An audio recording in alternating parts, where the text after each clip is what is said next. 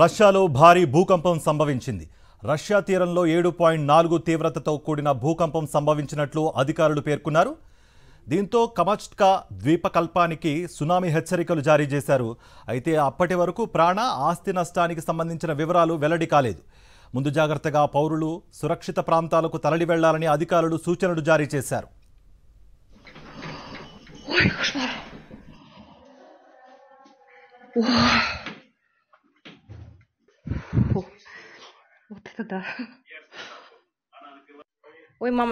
రష్యాలో భారీ భూకంపం సంభవించింది.